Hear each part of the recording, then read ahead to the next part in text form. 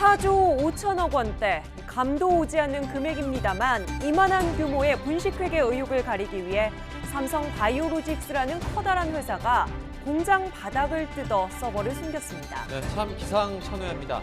화요일 뉴스나이트 주요 뉴스 먼저 전해드리겠습니다. 문재인 대통령과 도널드 트럼프 대통령이 잠시 뒤 10시쯤 전화 통화를 하고 한반도 관련 정세에 대해 의견을 교환합니다.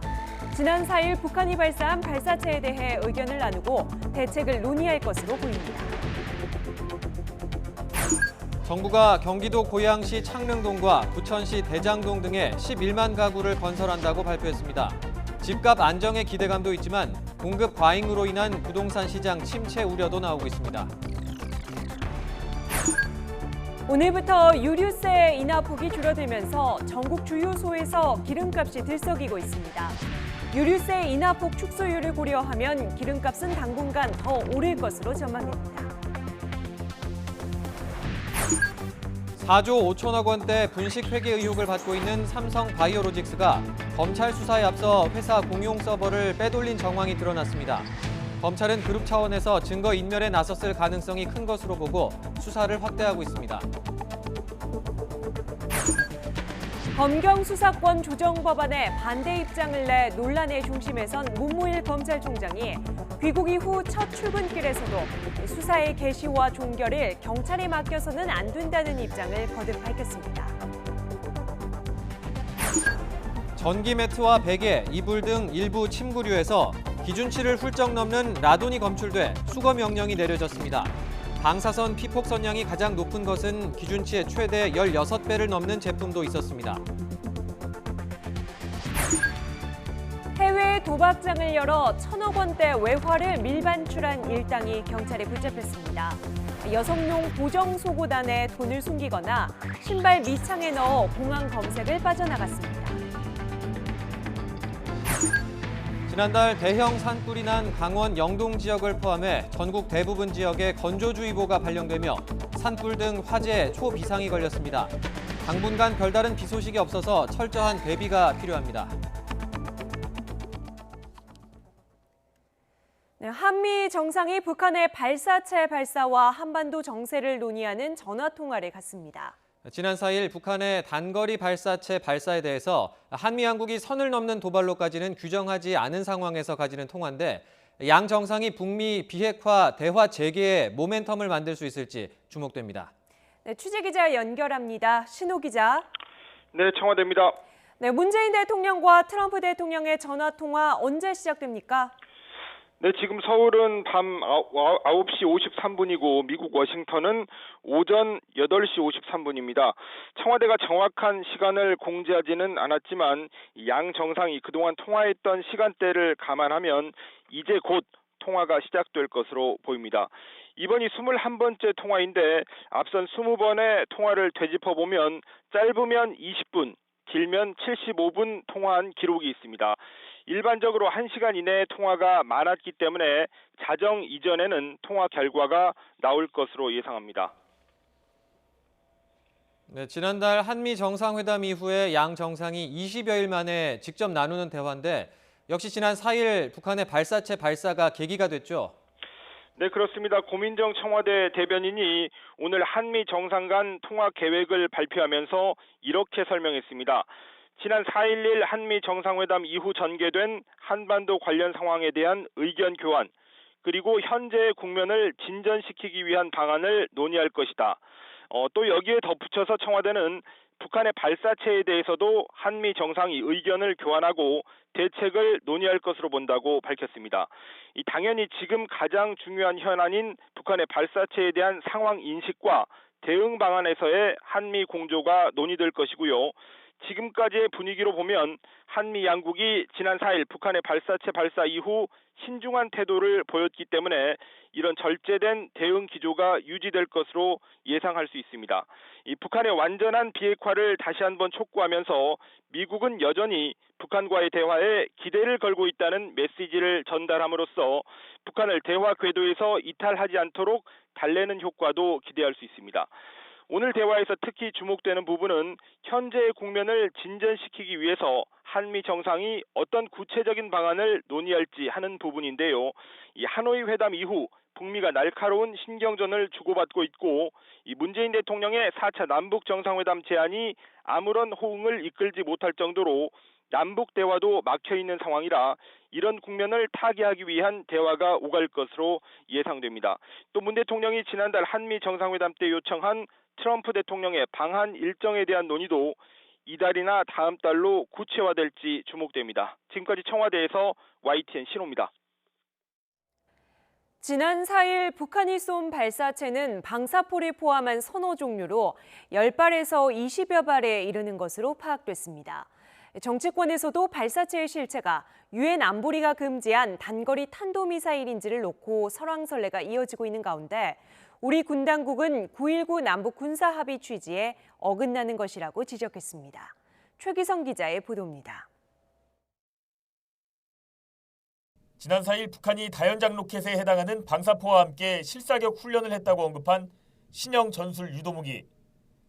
외형상 단거리 미사일처럼 보이는 이 발사체를 놓고 정치권에서 논란이 이어지자 군 당국이 국회를 찾았습니다. 군 당국은 북한의 발사체는 10발에서 20발, 고도는 20에서 60km, 비행거리는 70에서 240km였지만 발사체의 정확한 수나 종류에 관해서는 특정하기 어렵다고 보고했습니다. 방사포냐 미사일이냐 다른 화력 타격 실험이냐 이 부분에 대해서 여러 가지 다수의 종류가 같이 이렇게 혼재되어 있기 때문에 면밀한 분석이 더 필요하다 이렇게 지금 판단하고 있습니다. 국정원에 이어 군 당국의 보고를 받은 여야 지도부는 사뭇 다른 반응을 보였습니다. 여당인 더불어민주당은 이번 발사가 기존 남북 한미 관계를 위협할 사안은 아니라고 선을 그으며 심각한 도발로 볼 수는 없다고 해석했습니다. 단거리 미사일을 특정하기 어려운 상황인 만큼 대화 재개를 위한 계기를 만들기 위해 대북 제재와 별개로 인도적 지원이 필요하다고 강조했습니다. 국회 차원에서도 초당적으로 식량 지원을 포함한 인도적 지원 방안에 대해서 논의가 활성화되기를 기대합니다. 반면 한국당은 북한이 공개한 사진을 봐도 미사일이 분명한데 우리 정부 당국과 군 당국이 사안을 축소하기에 급급하다고 날을 세웠습니다. 일부 군사 전문가들이 핵을 탑재할 수 있는 무기 체계라고 분석한 것을 근거로 우리 국민이 핵 인질이 될 위기에 처했다고 목소리를 높였습니다. 5천만 국민이 북한의 핵 인질이 될 위기에 처해 있습니다. 그런데도 문재인 정권은 북한이 발사한 것이 미사일이라고 하는 이런 사실조차도 지금까지도 인정하지 않고 있어요. 정치권의 논란 속에 국방부는 발사체의 실제와는 별개로 9.19 남북 군사합의 위반은 아니지만 취지에 어긋나는 것으로 본다며 북측의 군사적 긴장을 고조하는 행위를 중단하라고 촉구했습니다. YTN 최기성입니다. 정부는 지난해 9.13 부동산 대책을 발표하면서 수도권에 30만 채를 신규로 공급하기로 했는데요.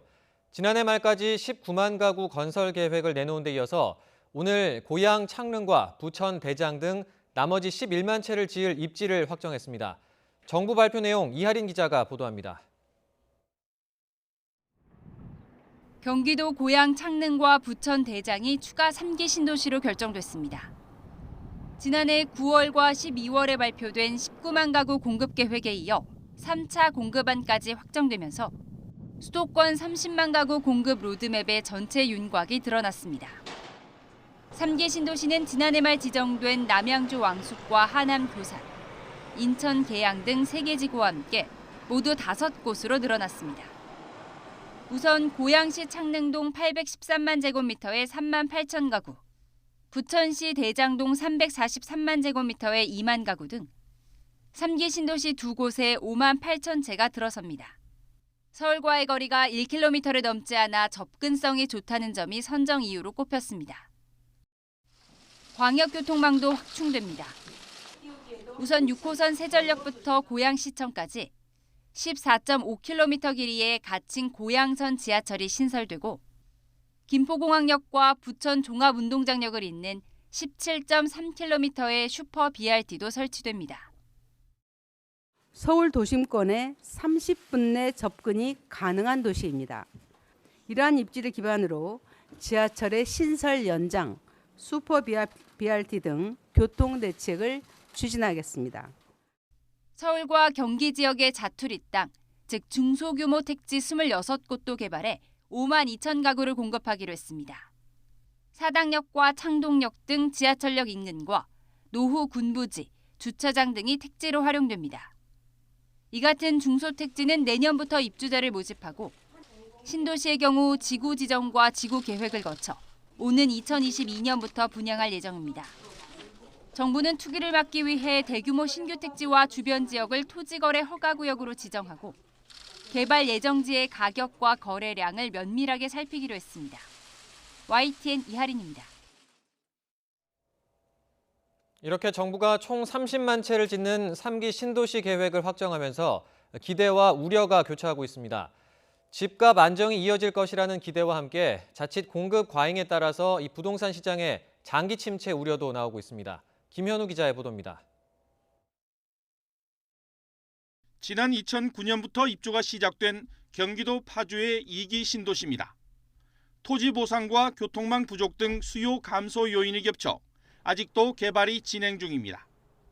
더 큰 문제는 아파트만 빼곡히 짓다 보니 자족 기능이 부족해 배드타운으로 전락했습니다. 성급하게 택지를 조성했다는 비판을 받았던 2기 신도시 지역 상당수가 이처럼 개발이 더딘 상황.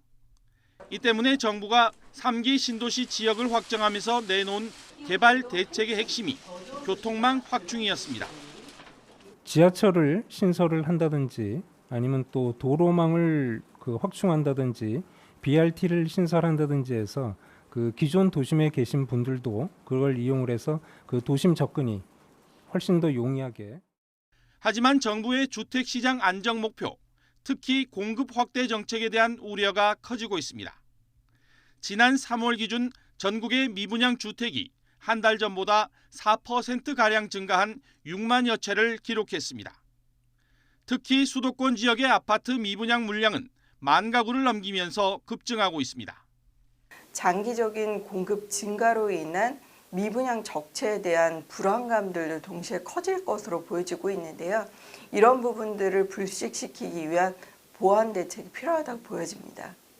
30만 채를 공급하는 대규모 신규 택지 공급 정책이 집값 안정에 효과를 나타낼 것이라는 전망이 우세합니다. 하지만 공급 과잉에 따른 부동산 시장 침체와 기존 신도시 집값 하락에 대한 불만이 높아지는 상황에서 3기 신도시 개발과 공급 속도를 조절해야 한다는 지적도 나오고 있습니다. YTN 김현우입니다.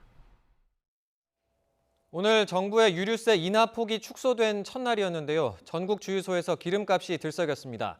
전국 평균 휘발유값은 1,500원을 넘어섰고 가장 비싼 서울은 1,600원에 육박했습니다. 최하영 기자의 보도입니다. 유류세 인하 혜택이 줄어든 첫날. 주유소 기름값은 얼마나 올랐을까?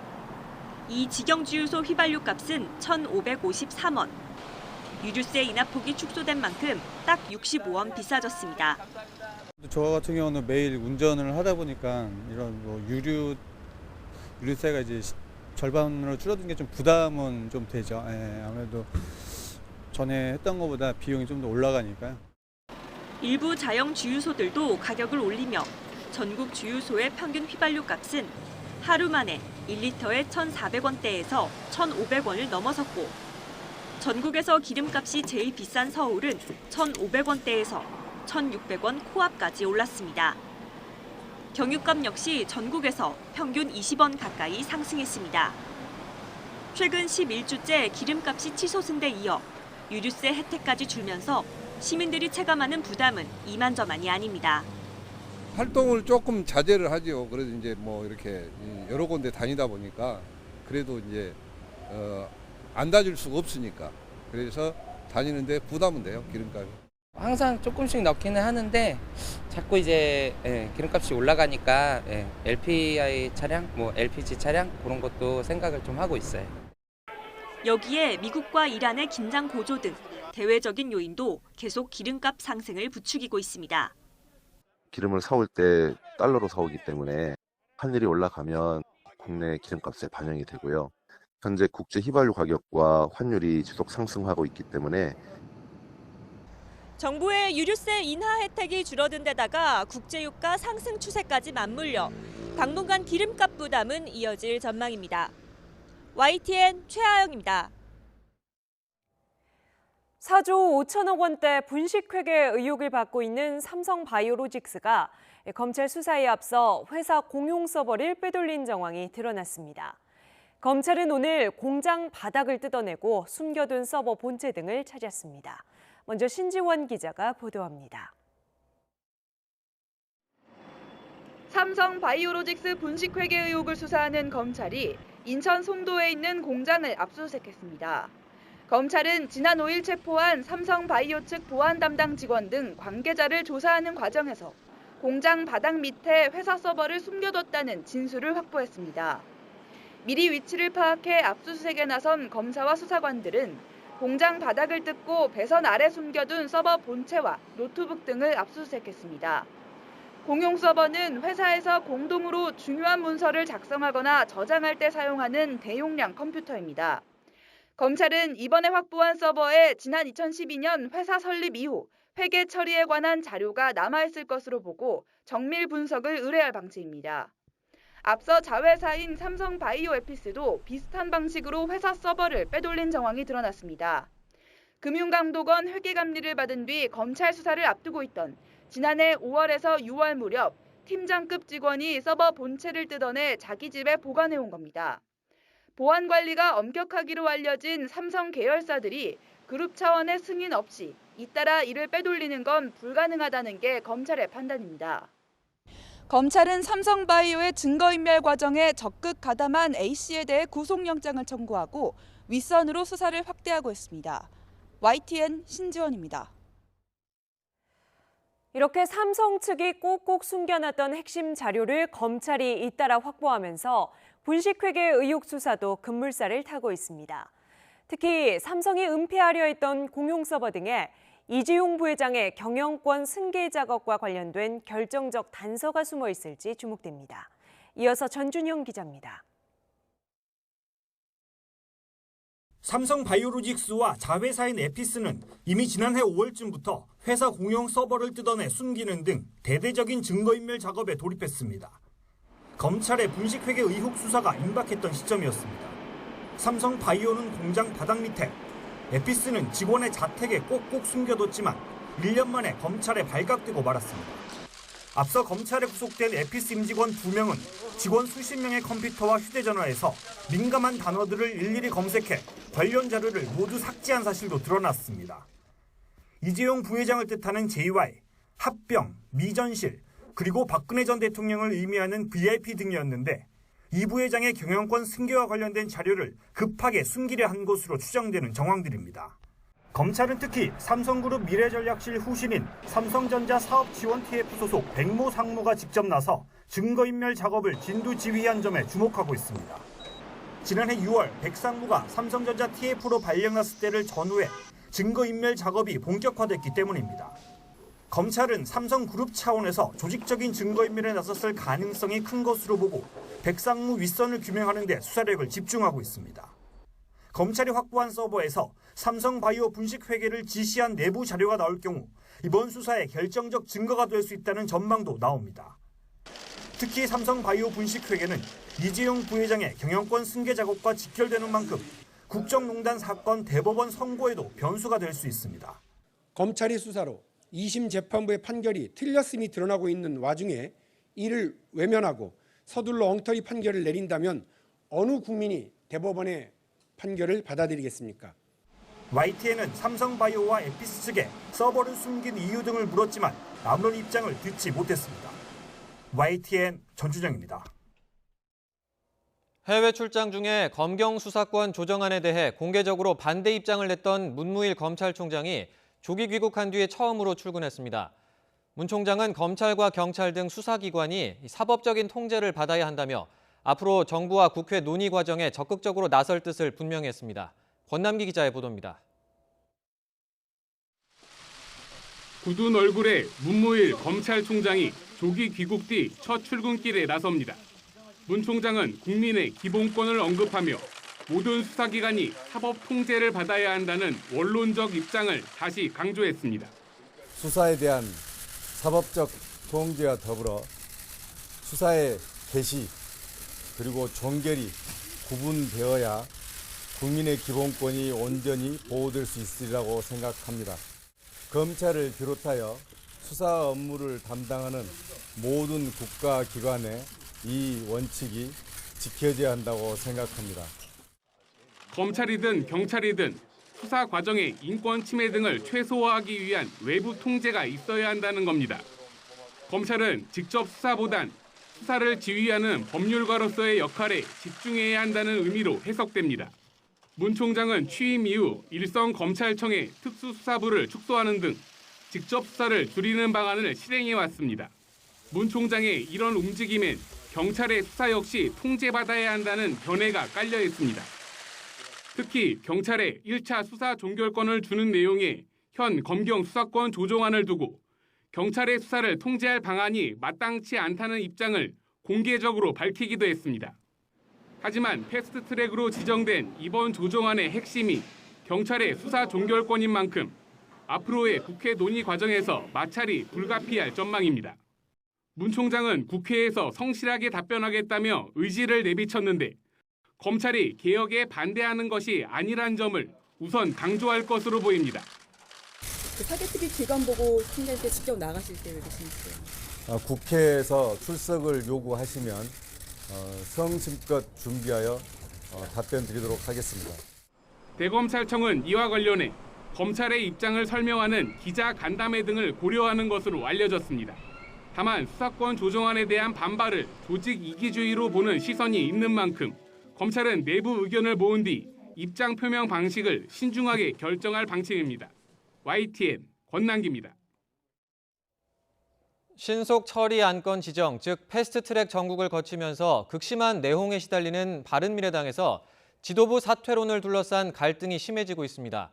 손학규 대표가 핵심 당직을 친지도부 인사로 교체하려고 하면서 당내 긴장감이 더 높아지고 있습니다. 김주영 기자의 보도입니다. 바른미래당 최고위 회의에 이어 원내 정책회의도 손학규, 김관영 지도부에 반발하는 소속 의원들의 불참으로 곳곳이 비어 있습니다. 김관영 원내대표는 반대파의 사퇴 요구를 당권에 대한 집착으로 규정하고 사실상 거부했습니다. 오히려 내년 총선에서 자유한국당이 아닌 바른미래당 후보로 뛰겠다고 선언하면 직에서 물러나겠다고 밝혀 바른정당계를 정면으로 압박했습니다.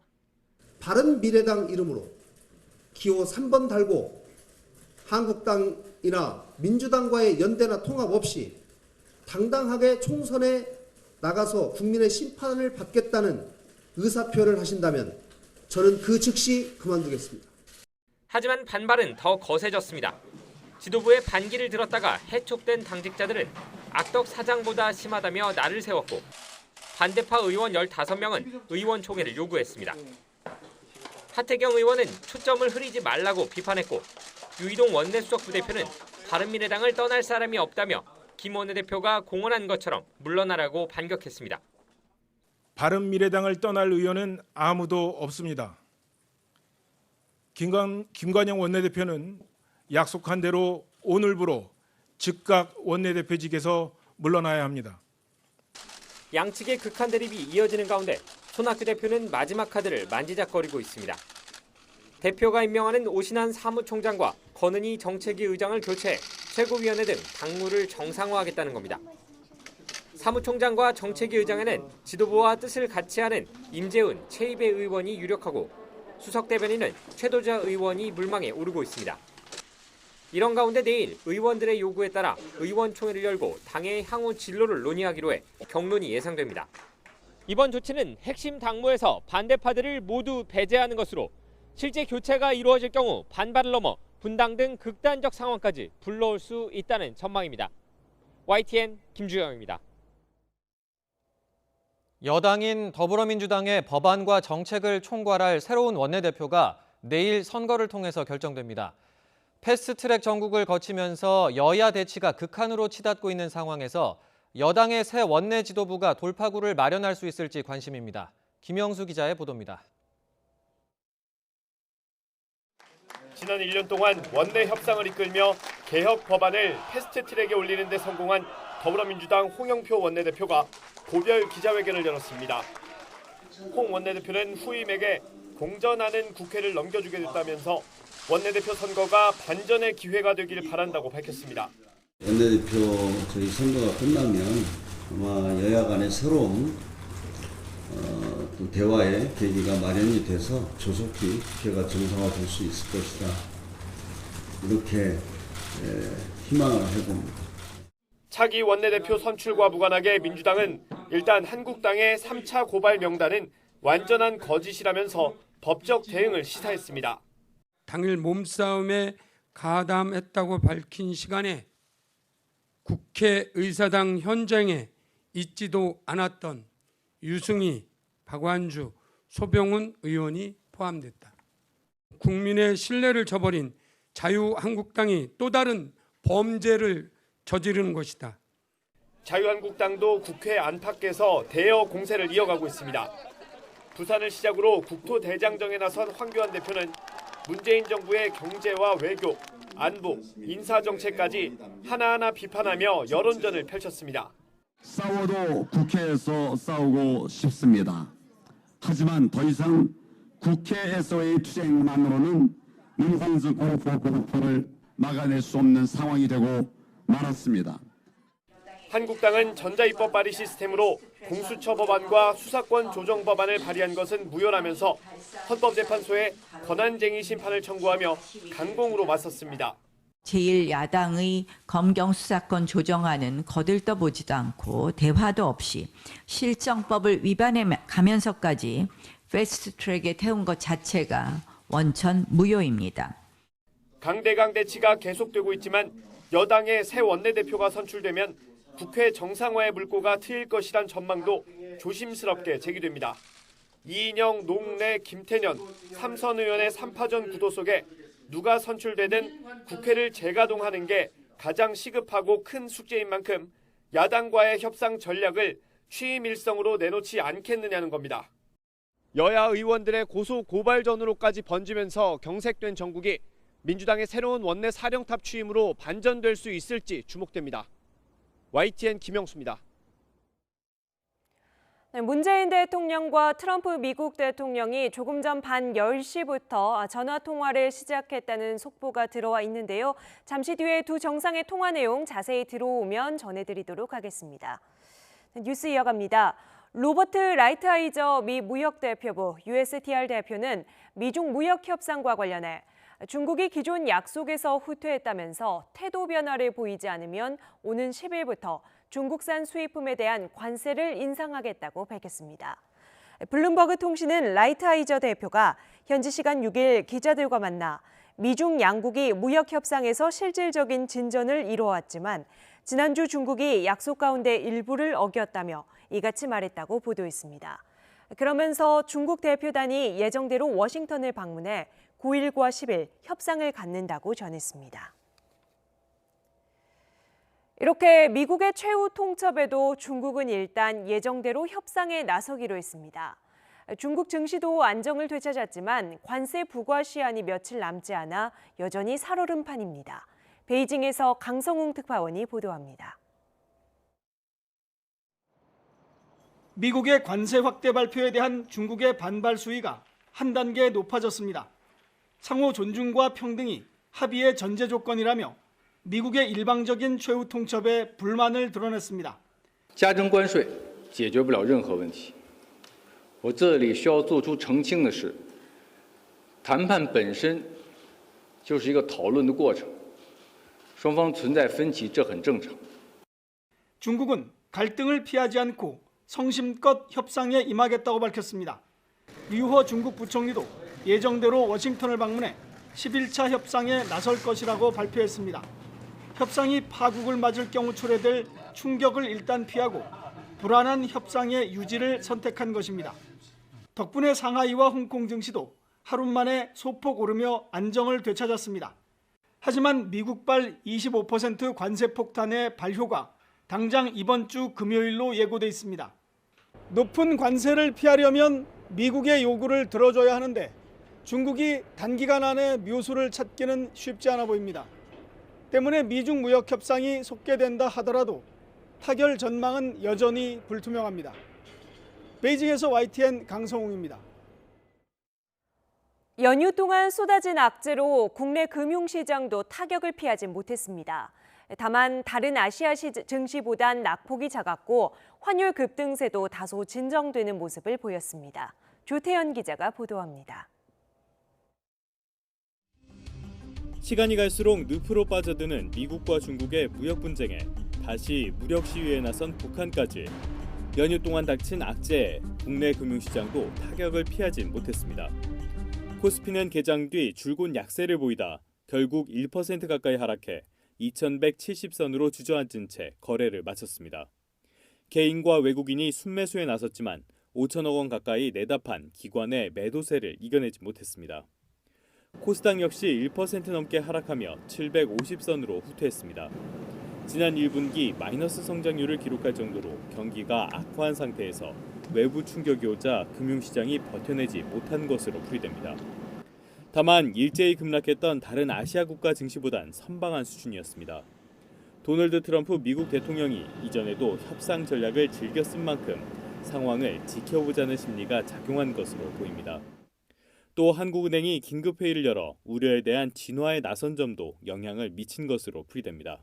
좀 중장기적으로 봐야 되지 않을까라는 생각을 합니다. 무역 협상이 일정 부분 타결된다 하더라도 3차 관세, 그러니까 지난번에 2천억 달러 관세 부과되었던 부분들을 철회하기는 않겠다라는 미국의 의지를 읽을 수 있는 부분인데요.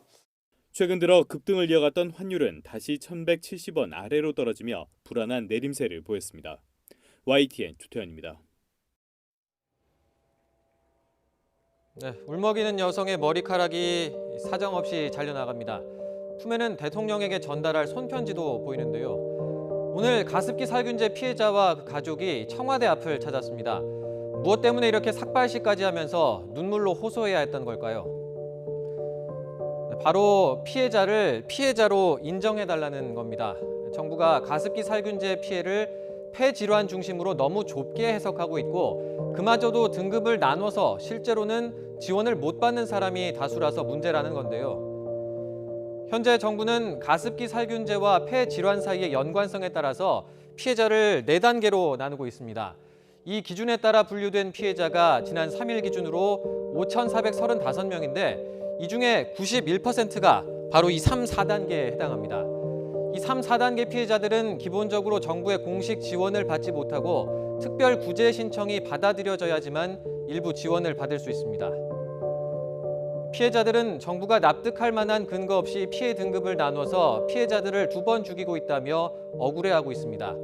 이런 가운데 지금까지 가습기 살균제 피해를 신고한 사람 중에 이미 목숨을 잃은 사람이 벌써 1,400명을 넘어섰습니다. 국민의 재산과 생명을 책임진다는 이 정부가 이렇게 가습기 살균제를 국가에서 허락해서 만들어서 이렇게 많은 1,433번째 우리 아들이 25일 날 죽었습니다. 그런데 아직까지도 하나 정부에서는 병원비커녕 장례비 아무것도 지금 해주는 것도 없어요. 피해자들은 이런 피해 등급 철폐 문제 외에도 가습기 살균제가 폐뿐만 아니라 온몸에 치명적인 문제를 일으킨다는 사실이 확인되고 있다며 가습기 살균제로 인한 전신 질환을 인정하고 또 판정 기준을 완화해달라고 촉구하고 있습니다.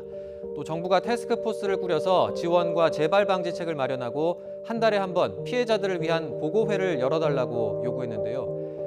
2011년 가습기 살균제 사태가 처음 불거진 이후에 8년이란 시간이 지났지만 피해자들의 고통과 싸움은 아직 진행 중이란 점 잊지 말아야겠습니다.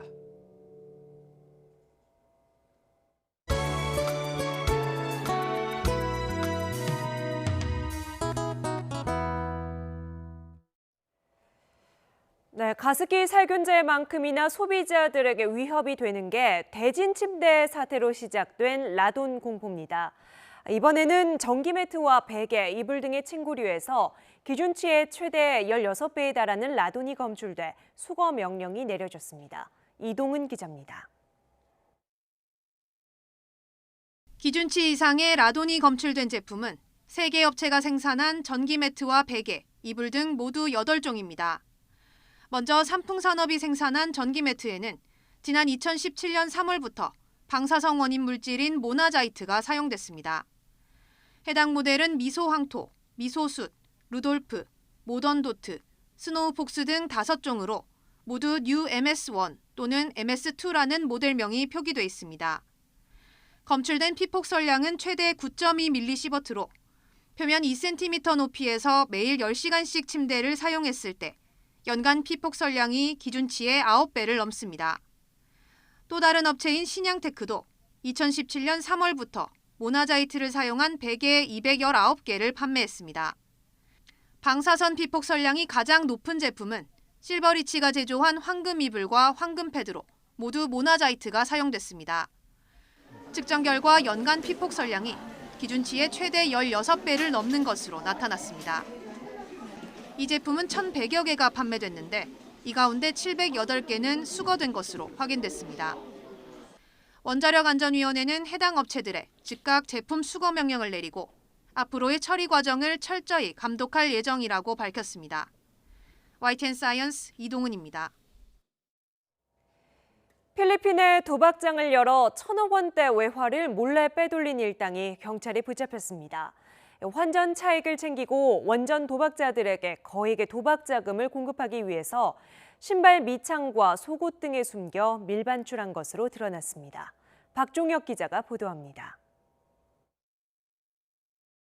필리핀으로 출국하는 50대 남성이 김해공항 검색대를 지나갑니다. 외화 뭉치를 몸에 숨겼지만 금속 탐지기에 적발되지 않습니다. 이 남성은 한 번에 4억 원씩 무려 42차례나 한국과 필리핀을 오가며 외화를 빼돌렸습니다. 경찰이 이런 식으로 외화를 몰래 반출한 일당 31명을 적발했습니다. 이들은 여성용 보정 속옷 안에 돈을 숨기거나 신발 밑창에 넣어 공항 검색을 빠져나갔습니다. 신발 한번 보여주세요.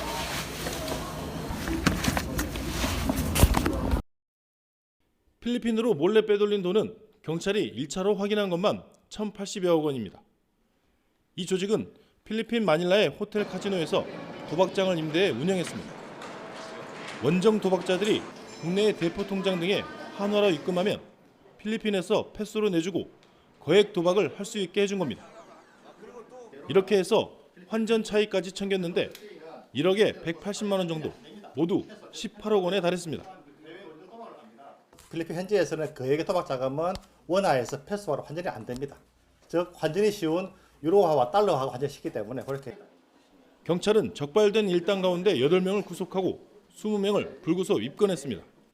또 필리핀 현지 총책 등 3명의 여권을 무효화하고 인터폴에 적색 수배를 요청했습니다. 또 압수한 대포 통장과 은행 계좌를 분석해 정확한 환치기 규모를 확인하고 원전 도박자들도 수사한다는 계획입니다. YTN 박종혁입니다. 제주도의 한 도축장에서 경주마들이 비극적인 최후를 맞는 영상이 공개돼 논란이 일고 있습니다. 영상을 촬영한 미국 동물보호단체는 동물 학대 혐의로 도축시설을 담당하는 축협을 검찰에 고발했습니다. 보도에 고재형 기자입니다. 작업자들이 도축장으로 내리기 위해 몽둥이로 말을 때립니다. 좁은 도축장 안에서 겁에 질린 듯 뒷걸음치는 말의 모습도 보입니다. 다리에 경기용 보호장구도 떼지 않은 말도 있습니다. 미국 동물보호단체 페타가 10개월 동안 순종 경주마 도축 현장을 촬영해 폭로한 영상입니다. 단체는 도축장에서 전직 경주마 22마리가 사라져가는 것을 확인했다고 밝혔습니다. 그러면서 동물 학대 혐의로 도축시설을 담당하는 축협을 검찰에 고발했습니다. 해당 축협은 그러나 말을 때리는 사람은 직원이 아니고 도축 과정에도 문제가 없다고 해명했습니다. 가혹행 그 화면 속에 나오는 가혹행위 하신 분은 그 우송 기사로 저희는 추정하고 있습니다. 저희 직원은 아니고. 본질적인 거는 그 병주마 그 태형마에 대한 관리 문제지 조축의 그 본질은 아니거든요. 동물보호단체는 이번 일에 대해 경주마를 관리하는 마사회의 책임도 크다고 주장했습니다. 이번에 실제적인 책임은 그 제주도에 있는 잘 모르는 그 인부들이 아니라 그 마사회가 정책적이나 제도적으로 책임이 있다고 봅니다. 이에 대해 마사회 측은 매년 은퇴하는 1,400마리 가운데 850여 마리를 승용마로 재활용하고 치료 목적 등으로 사회적 승마 사업 확대에 노력하고 있다고 해명했습니다. YTN 고지영입니다. 시민단체들이 고 장자연 사건의 진실규명을 요구하며 국회에 특검법 제정을 촉구했습니다. 방학선 특검 촉구 비대위는 지금의 경찰과 검찰 수사로는 2009년 장자연 사건의 진실을 밝혀내기 어렵다며 국회의장에게 특검법 제정 청원서를 제출했습니다. 비대위는 과거 장 씨가 법정 분쟁을 대비해서 만든 문서가 배후 세력에 의해 유서로 둔갑되면서 자살로 알려졌다며 장 씨의 의문사 의혹을 강하게 제기했습니다. 지난해 12월 여성 3명이 숨진 서울 천호동 성매매업소 화재와 관련해 여성단체들이 철저한 진상규명과 책임자 처벌을 촉구했습니다. 여성단체로 구성된 공동대책위원회는 오늘 서울지방경찰청 앞에서 기자회견을 열고 지난달 발표된 경찰의 수사 결과를 납득할 수 없다며 이같이 밝혔습니다. 문재인 대통령이 어버이날을 하루 앞두고 치매 안심센터를 찾았습니다. 문 대통령은 어르신의 건강을 챙기는 건 국가의 당연한 의무라면서 공약인 치매 국가 책임제를 더욱 발전시키겠다고 말했습니다. 김도원 기자입니다. 문재인 대통령과 김정숙 여사가 치매 어르신과 보호자를 위한 프로그램을 체험했습니다. 어버이날을 앞두고 마련된 순서는 인지 기능을 높이는 데 도움을 주는 카네이션 접기. 내가 잘못 가르쳤는가 봐. 이렇게 하는. 문 대통령이 공약한 치매 국가 책임제에 따라 전국 256곳에 설치 중인 치매 안심센터 중 한 곳으로 지난주 문을 열었습니다. 치매 예방과 관리를 위한 조기 검진, 감각 치료, 가족 교실 등을 제공합니다. 문 대통령은 65세 이상 어르신의 10%가 치매 환자일 만큼 치매는 남의 일이 아니라 우리 모두의 일이라고 말했습니다. 하지만 가족이 감당하기엔 벅차다면서 치매 국가 책임제를 통해 장기 요양보험 혜택을 늘리고 치료비 본인 부담금도 크게 낮췄다고 소개했습니다. 또 치매 전문병원, 공립요양원 등을 늘리는 등 치매 국가 책임제를 발전시키겠다고 밝혔습니다. 어르신들의 노후를 아주 건강하고 행복하게 이렇게 잘 모시는 것은 국가가 당연히 해야 될 어떤 책임이고 의무라고 생각을 하고요. 문 대통령은 취임 한 달 뒤 요양원을 찾아 치매 대책 수립 계획을 밝히기도 했으며 김정숙 여사의 치매 안심센터 방문은 이번이 3번째입니다. 취임 2주년을 앞두고 대표적 복지 공약을 더욱 구체화함으로써 국민의 삶을 나아지게 하는 정부가 되겠다는 약속을 지킨다는 의미도 담겨 있습니다. YTN 김도원입니다. 네, 어버이날 앞두고 이 부모님 건강 좀 신경 쓰이는 분들 이번 리포트 잘 살펴보시기 바랍니다. 건강보험 빅데이터를 분석한 결과 50대에는 고혈압과 당뇨병, 60대에는 치과 질환, 그리고 70대 이상에서는 치매 환자가 급증한 것으로 나타났습니다. 한영규 기자의 보도입니다.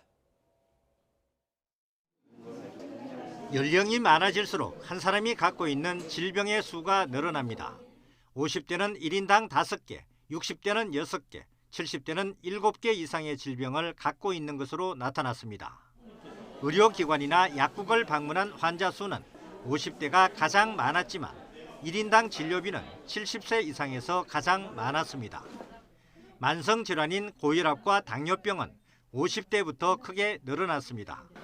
50대에는 고혈압과 당뇨병 외에도 퇴행성 관절염, 백내장도 주의해야 합니다. 평상시와는 달리 이렇게 말투가 너무 없어지고 혼자 계신다든지 식사를 잘 하지 못하신다든지 그리고 체중이 빠지셨다든지 이런 경우에 잠을 잘 못 주무신다든지 이런 경우에는 부모님들이 갖고 있는 신체적인 질병이 이렇게 표현될 수가 있기 때문에요. 잘 살펴보시는 것이 좋겠습니다. 60대에는 치아의 집중 관리가 필요한 시기입니다. 임플란트 시술은 65세에서 69세 환자들이 가장 많았고 틀니 시술은 70대 환자들이 가장 많이 받았습니다. 70대에 들어서면 치매 환자가 급격히 증가했습니다. 70세 이상 치매 환자는 60대보다 13배나 많았습니다.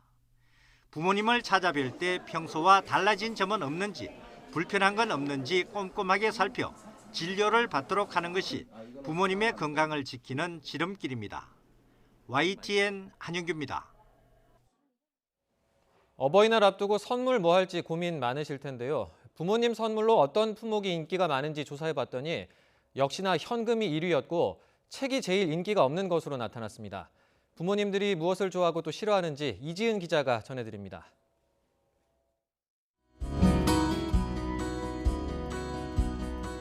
어버이날 부모님들이 가장 받고 싶어하는 선물은 뭘까? 무조건 돈이죠. 예, 나이 든 사람들이 돈벌이가 없으니까 이 자식들이 돈을 좀 줬으면 좋은데 현금이나 상품권 이런 것이 아무래도 누구나 다 그렇듯이 좋더라고요. 지난 1년 동안 SNS에 어버이날 선물로 가장 많이 언급된 키워드를 분석해봤더니 현금을 포장한 용돈 박스가 1위를 차지했습니다. 자식의 따뜻한 마음이 담긴 전화와 편지도 2위와 3위로 뒤를 이었습니다. 못했던 말이나 부모님한테 하고 싶었던 말이나 그런 거를 손으로 담아서 드리면 제가 직접 말 안 해도 바로 전달할 수 있으니까 평소에 꽃이나 편지 같은 거는 드리기 어려우니까 이번 기회로 좀 감동 받으셨으면 좋겠어서. 미혼 자녀의 경우 부모님을 위한 선물로 선을 본다는 트렌드도 등장했습니다.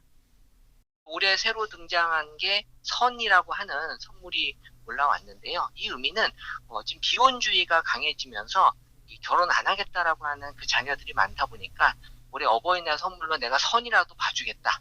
이런 느낌으로 아마 해석하면. 부모님이 제일 받기 싫어하는 선물은 다름 아닌 책이었습니다. 열심히 살라는 압박으로 느끼기 때문이란 분석입니다. 케이크와 꽃다발도 예상을 깨고 좋아하지 않는 선물 2, 3위에 올랐습니다.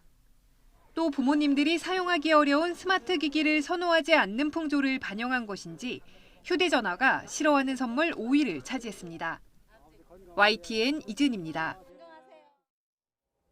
중국을 비롯한 아시아권에서 아프리카 돼지열병이 확산하는 가운데 더불어민주당과 정부는 국내에서 발생 즉시 최고 수준의 경보를 발령해서 대응하기로 했습니다.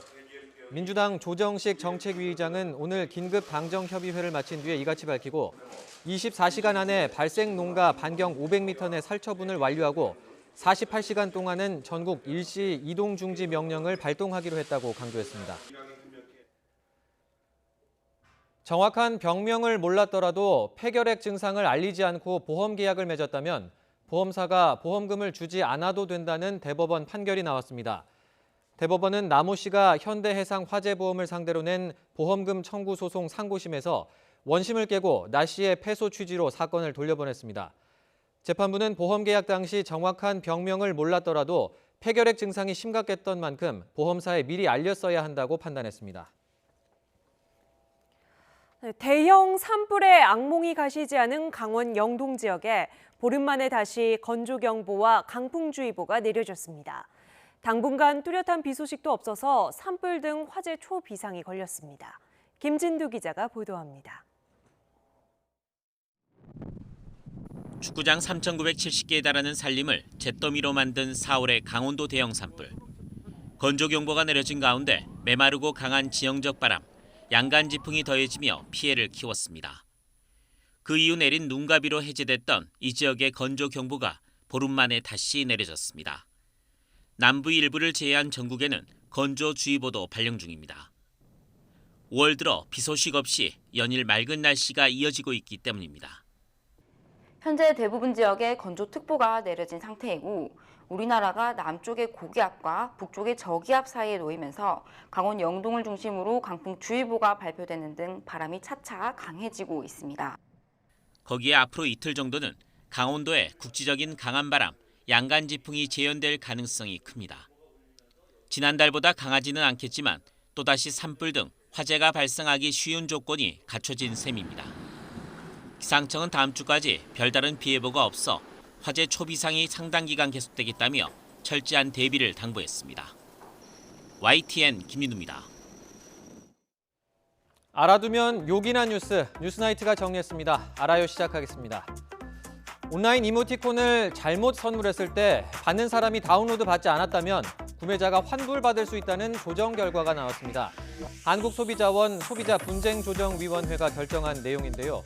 한 소비자가 선물할 이모티콘을 잘못 산 뒤에 곧바로 결제 취소와 환급을 해달라고 했지만 메신저 업체는 선물 받은 사람이 직접 결제를 취소하라고 이 요청을 거부했는데 소비자원은 소비자의 손을 들어준 겁니다. 소비자원은 소비자의 청약 철회권이 부당하게 제한받지 않도록 했다는 점에서 의의가 있다고 밝혔습니다. 저소득층을 위한 근로 자녀 장려금이 올 추석 전까지 한 가구에 평균 110만 원가량씩 지급됩니다. 지급 대상이 되는 가구의 소득 기준은 단독 가구의 경우 연간 2천만 원 미만, 폿벌이 가구는 3천만 원 미만, 맞벌이 가구는 3,600만 원 미만이고 또 자산 기준은 지난해 1억 4천만 원에서 올해 2억 원으로 완화됐지만 1억 4천만 원이 넘으면 장려금이 반으로 줄어듭니다.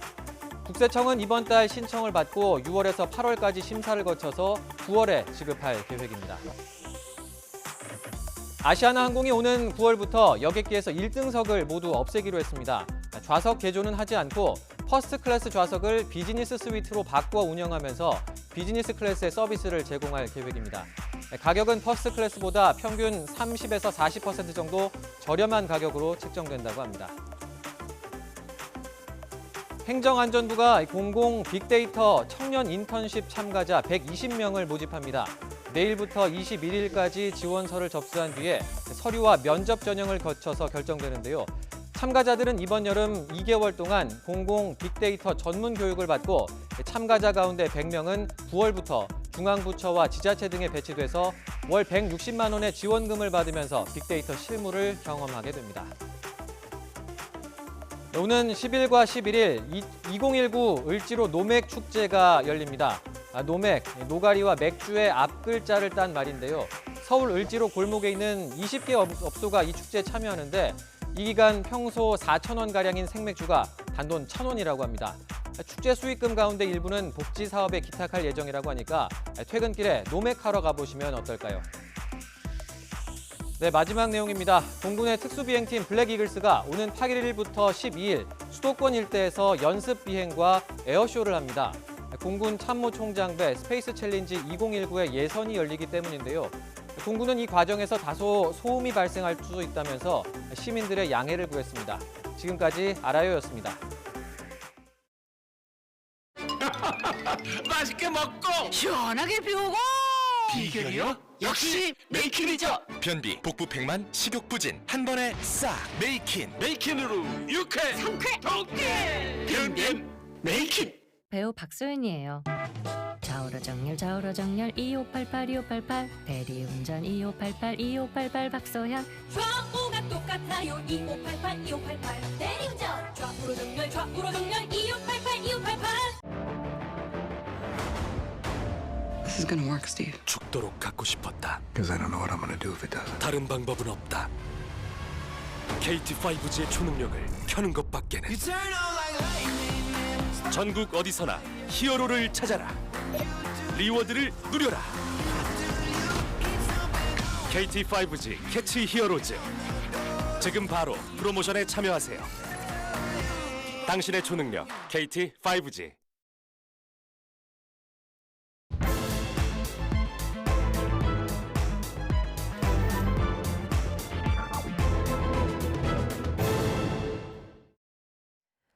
파행과 대립 속의 4월 임시국회는 본회의 한번 열지 못한 채 오늘 끝났습니다. 민생투쟁을 선언하며 밖으로 나간 자유한국당은 한동안 돌아올 생각이 없어 보이는데요.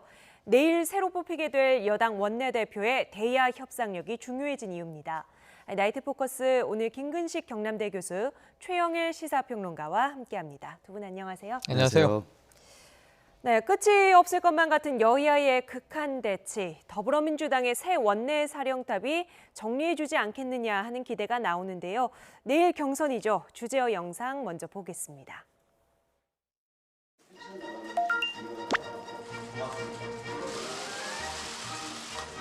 정말 이곳에서 보낸 1년이 10년이나 되는 것처럼 길게 느껴집니다. 대화와 타협을 통해 우리의 민주주의 정신을 실천하고자 노력했지만 돌이켜 보니까 아쉬움이 더 많은 것 같습니다. 그럼 한 70점 줄게요. 70점 줄게요. 너무 많이 줬어요?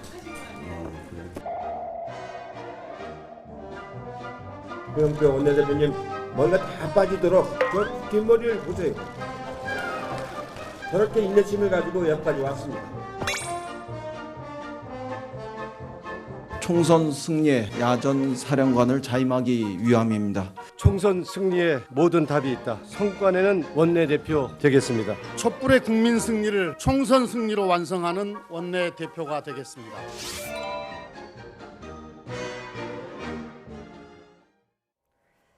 네, 원내 당권 경쟁 보고 오신 대로 3파전으로 치러집니다. 기호 순서대로 이인영, 노웅래, 김태년 의원인데요. 면면을 좀 짚어볼까요? 뭐 세 분 다 3선이죠. 3선이고 수도권에 이제 오랫동안 민주당에서 중진으로 이제 성장했던 분인데 각각 좀 특색이 있습니다. 네. 일단 기호 1번 이인영 의원 같은 경우는 지난 2015년에 이미 당권 도전을 한번 했었습니다. 네. 2015년 새정치민주연합 당시 때 당대표 선거에 당시 문재인 후보, 박지원 후보가 팽팽히 붙었을 때 당시 386의 맏형으로 출마를 해서 선전을 했었고요.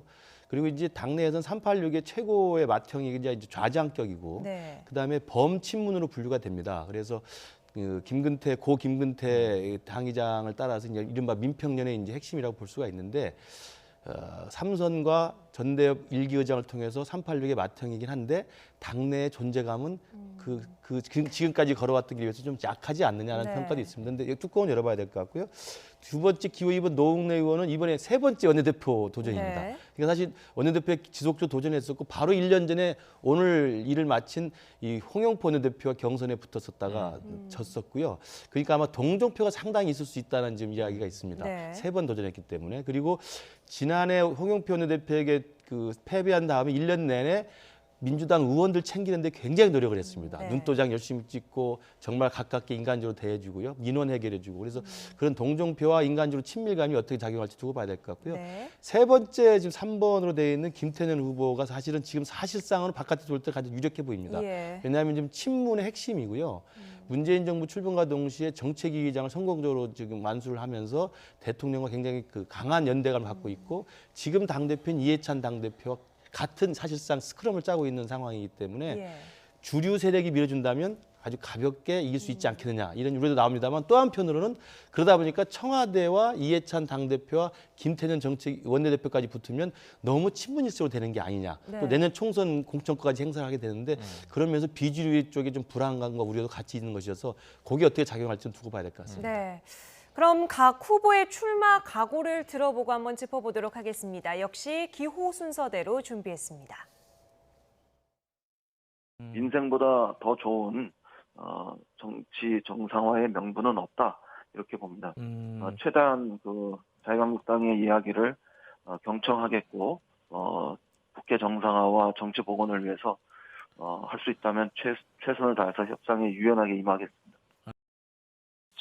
제일 야당 우리 자유한국당이 국회를 들어오도록 그리고 뭐 야당이라는 게 뭐 반대만 하라고 존재하는 게 야당인 건 아니죠. 네. 그래서 야당도 반대할 수 없고 야당도 할 수 없는 그런 민생 문제부터 이렇게 끌어들여서 같이 처리할 수 있도록 적극적으로 해보고 싶습니다. 들어줄 만한 요구 사항이면 들어주는 거고요. 또 정 못 들어줄 또 요구 사항이면 못 들어주는 걸 텐데 어쨌든 우리가 국정 운영을 하는 데 있어서 제1야당은 중요한 파트너 아니겠습니까? 예우를 다해서 또 정성껏 대화 나누고 또 협상을 해야 될 거라고 보는데. 네, 새 후보 경쟁이 치열해서 결선 네. 투표까지 갈 거다 이런 관측이 많더라고요. 네, 가능성이 있어 보입니다. 지금 왜냐하면 각 후보들이 모두 다 자신이 표집계를 하고 있어요. 네. 의원 이게 지금 이 불특정 대중 유권자가 아니라 의원들 128명이 투표하는 거기 때문에 네. 그중에 과연 내 표는 얼마일까 표 계산을 하면서 의원 하나하나를 다 만나고 이제 다닌 과정이 있었습니다. 예. 그런데 이 세 후보 캠프 모두 다 우리는 한 50에서 60표를 확보했다. 네. 그럼 합산하면은 180표가 나오거든요. 지금 민주당 의원 수가 128명인데. 네. 그러니까 지금 한 이제 60표 내외 정도가 더 나와 있는 상황이죠. 예. 그래서 그럼 어떻게 된 거냐? 뭐 의원들의 경우에 세 후보 모두와 친분이 있기 때문에 자, 악수하면서 제가 네. 한 표 드리겠습니다. 간곡히 부탁하는데 거절할 의원은 많지 않죠. 하지만 표는 한 표를 행사하기 때문에 결국 내일 네. 그 세 명 모두에게 표 드릴게요 했던 의원도 표는 한 표가 어디론가 갈 거란 말이죠. 네. 지금 그 허수가 있다는 겁니다. 허수가 있고요. 지금 제가 보기에는 이게 이 이중일약 구도입니다. 이중일약 구도. 네, 그걸 뭐 이제 굳이 후보를 언급하진 않겠습니다. 네. 이제 그리고 나면 결선에서 이제 두 사람이 이제 네. 격돌하게 될 텐데 그러면은 이제 떨어진 일약의 표가 어떻게 분산되느냐가 네. 매우 중요해요. 그런데 제가 보기에는 모든 의원들이 언론과의 이야기에서 그럼 내일 뽑히는 선출되는 원내대표의 가장 중요한 자질이 무엇이냐? 네. 다 협상력을 이야기하고 있어요. 예. 표면적으로는 이게 맞습니다. 협상력은요. A, B, C 누가 되더라도 자유한국당의 의지와 맞닿아 있는 겁니다. 그래서 이 원내대표가 누가 되든 이 교착 상태를 풀 수 있다면 네. 혹은 대단한 협상력일 텐데 쉽지가 않고요. 오히려 의원들의 속내는 내년 총선 전략을 누가 내가 원하는 시나리오대로 가지고 있느냐의 네. 문제예요. 여기서 결국은 또 개파가 등장할 수밖에 없습니다. 그러니까 이인영 후보 범친문이라고 얘기를 했고요. 그리고 노웅래 후보는 지금 비주류. 예. 그리고 우리가 김태년 후보를 이제 친문이라고 분류를 한다면 자 이제 원내 사령탑과 총선 사령탑이죠. 그리고 결국은 이해찬 대표와 네. 누가 이 호흡을 맞춰서 내년 총선을 이기는 전략으로 갈 것인가. 만약에 이 선거가 문재인 대통령 임기 후반이었다면 이런 경우에는 흔히 당내에서 무슨 이야기가 나오냐면 청와대의 당도 목소리를 내야 한다라고 예. 하면서 좀 대통령에 반하는 이 민심을 이제 등에 업고 대통령이 좀 격돌하는 강한 후보가 등장할 수도 있어요. 예. 근데 지금 이제 이번 주에 임기 2주년을 맞이하고 생방송 인터뷰가 있지 않습니까? 네. 이런 상황에서 내년 총선까지는 문재인 대통령은 강하게 버텨야 한다라는 측면에서는 제가 보기엔 기류가 어느 정도 형성돼 있는 것 아닌가 관측을 네. 해봅니다. 지금 중복되는 표도 있다고 하셨고 아까도 밖에서 보기에 유력해 보이는 후보는 있지만 사실 잘 모르겠다라고 네. 말씀을 하셨는데 정치부 기자들도 원내대표 경선만큼 좀 예측을 어려워하더라고요. 제일 어렵죠. 그러니까 무슨 지역구에서 일반 유권자들 상대로 하는 경우 대충 지나다져 보면 그리고 조직표 같은 걸 계열해 보면 크게 틀리지 않을 수 있습니다. 네. 그다음에 당대표 선거도 마찬가지거든요.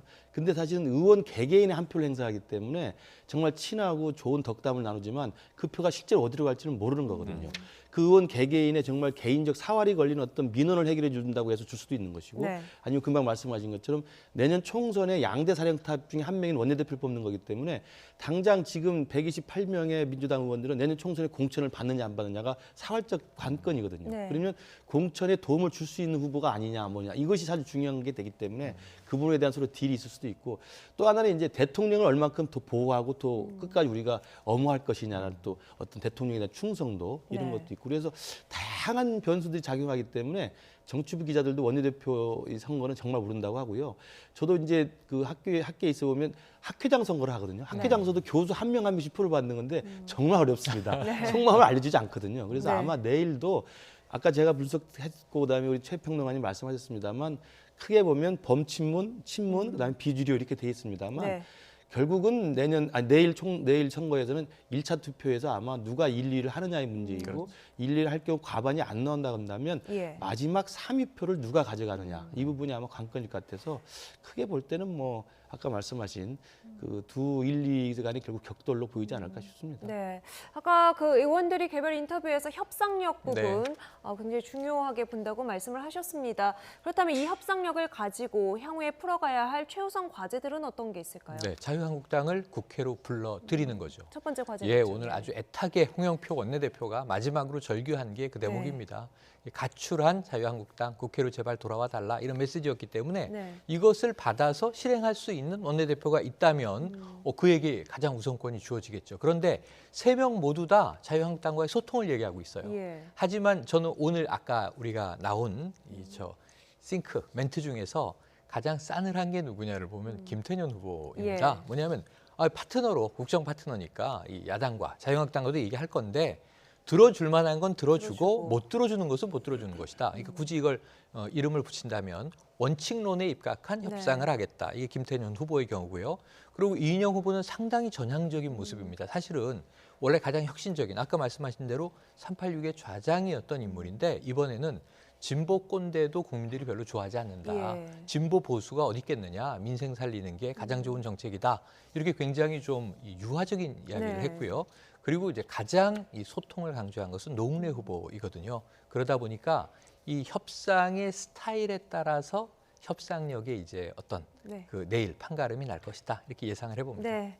내일 민주당 의원들의 선택을 좀 보도록 하겠습니다. 1년 임기를 마치고 후임자를 기다리는 홍영표 원내대표는 오늘 고별 간담회에서 소회를 밝혔는데요. 직접 보고 오겠습니다. 원내대표로 취임한 날부터 참 어려운 일이 많았습니다.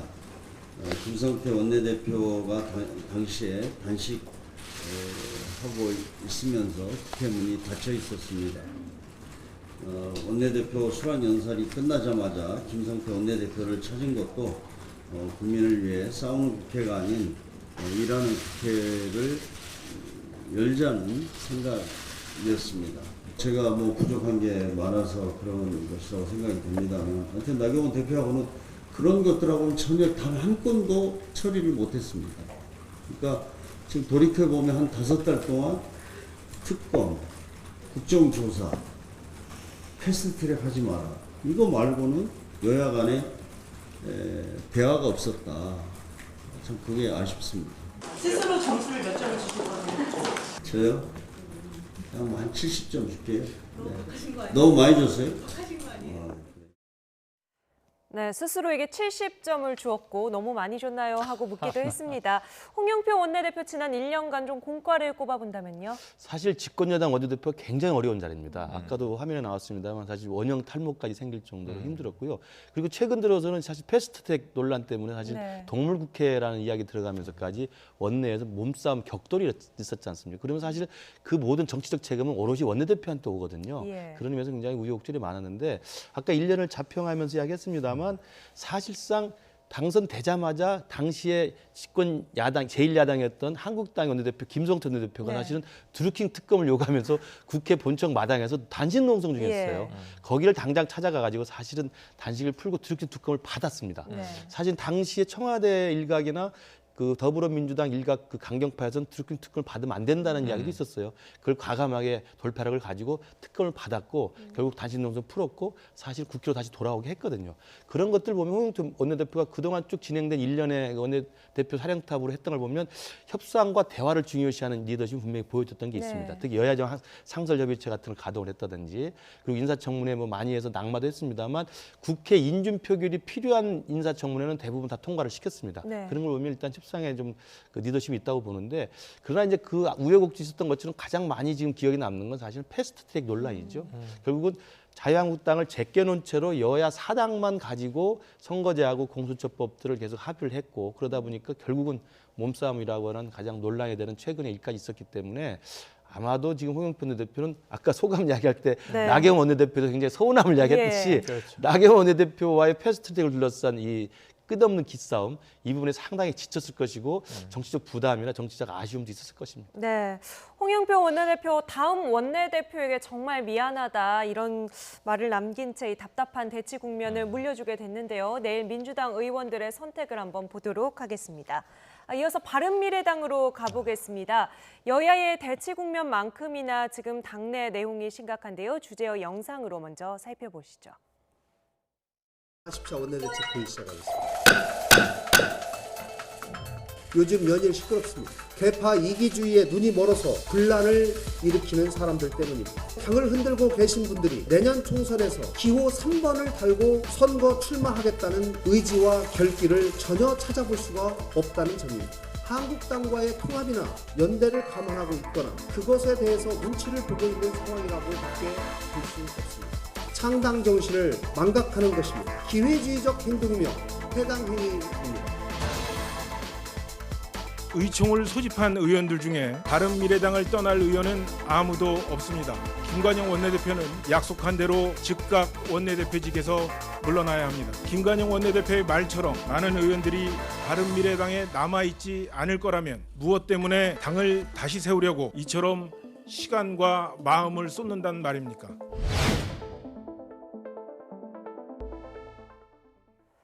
네, 일단 내일 의원총회가 분수령이 될 것 같은데요. 몇 시에 열립니까? 네, 내일 오후에 열리죠. 그래서 이제 장시간 동안 아마 이 토론을 하게 될 텐데 네. 의제가 딱 하나입니다. 김관영 원내대표의 사입건입니다. 이걸 놓고 이제 아마 결의안을 내게 되는데요. 예. 이게 참 이제 뭐 흥미로운 대목이 아마 탄핵을 요구하고 싶을 거예요. 예. 지금 이 15명의 의원. 이게 소집 요구를 한 자체가 목적이 명확합니다. 그런데 문제는 당원 당규에 탄핵이 없습니다. 네. 그러니까 내일은 이제 불신임 안을 의결하겠다라는 게 이제 15명 의원의 목표예요. 지금 이제 재적 의원 24명입니다. 24명이 참석해서 네. 지금 사실은 다수결 원칙으로 본다면 이미 15명 불신임 가결을 위해서 의총을 소집한 의원의 수만 봐도 표결하면 가결이 되는 거잖아요. 15명은 모두 불신임이 맞습니다. 확실한 거죠. 현재 네. 확실합니다. 그래서 그럼 김관영 원내대표는 내일 사임이 되는데 당헌 당규에 따르면 절차적인 문제를 제기할 것으로 보이고 네. 지금 김관영 원내대표가 강수를 뒀습니다. 이게 해당 행위다라고 규정을 했어요. 예. 그럼 이제 나를 직에서 물러나게 하려는 저 반대파 의원들의 행위는 해당 행위다. 그런데 사실은 이게 두 가지가 저처럼 이렇게 이 내부가 아니라 외부에서 관전하는 입장에서는 두 가지가 격돌해요. 김관영 원내대표도 지금 당내 다수 의원들과 자신의 거취 문제를 풀어내지 못하는 배수의 진을 치고 싸우겠다는 네. 지금 이제 이 결이거든요. 예. 이것도 심각한 문제이고요. 그러고 이제 정말 3번 달 거냐 안 달 거냐 굉장히 정치적인 아젠다를 들고 나온 겁니다. 네. 그럼 반대파 의원들은 뭐냐면 일단 물러나시라고요. 이렇게 요구를 하고 있는 건데 물러난 이후에 대한 대안을 그분들이 제시한 적이 없습니다. 예. 이런 얘기를 했어요. 그러면 손학규 대표를 포함해서 지도부 사퇴를 요구하는 것이냐. 여기에 대해서 이해훈 의원은 아니다. 별건이라고 그랬어요. 대표 사퇴는 별건이고 지금 원내대표부터 사퇴시키겠다는 거다. 그러면 이 나머지 15명 의원은 바른미래당이 계속 한 지붕 두 가족이라는 얘기를 제가 네. 창당부터 지금까지 하고 있습니다. 그럼 거기에 대한 대안을 누군가 내야죠. 네. 대안이 없이 그냥 마음에 안 들면 물러나라, 또 마음에 안 들면 물러나고 지금 대표가 몇 번 바뀌었고요. 이 크지 않은 정당에서. 원내대표는 또 얼마나 이제 곤혹을 많이 치렀습니까? 그럼 물러나는 게 능사가 아니라 그 이후에 아까 말씀하신 대로 우리가 당을 나갈 거면 뭐하러 이렇게 힘들게 싸우냐. 바로 세우려고 하는 거지. 네. 그럼 어떻게 바로 세울 건지에 대한 방법을 주류 혹은 다수파가 확실하게 언명을 하고 사람을 잘라도 잘라야 되는 것 아닌가. 국민들의 눈에는 너무 대안이 없어 보인다. 싸움만 하고 있는 것으로 보이니까 말이죠. 네. 오늘 의원총회 소집 요구서가 제출이 됐는데 당원상으로 보면 모레 안에만 이 의원총회가 그렇죠. 소집이 되면 된다 그러더라고요. 네, 지금 내일 오후 2시에 열린다고 하니까 지도부에서 상당히 뭐 빠르게 정면 동파를 하고 있다 이렇게 봐야 될까요? 그러니까 사실은 이 내용의 발단은 잘 아시는 것처럼 창원 보궐선거의 참패를 이유로 해서 이제 이른바 손학규 대표의 정치적 퇴진론을 네. 주장을 했었고요. 그렇게 손학규 대표의 책임론을 주장하면서 이른바 최고위원 중을 구성했던 바른정당 계열 세 분의 최고위원이 일단 사퇴를 한 겁니다. 예. 그러니까 사실은 보이콧을 한 거죠.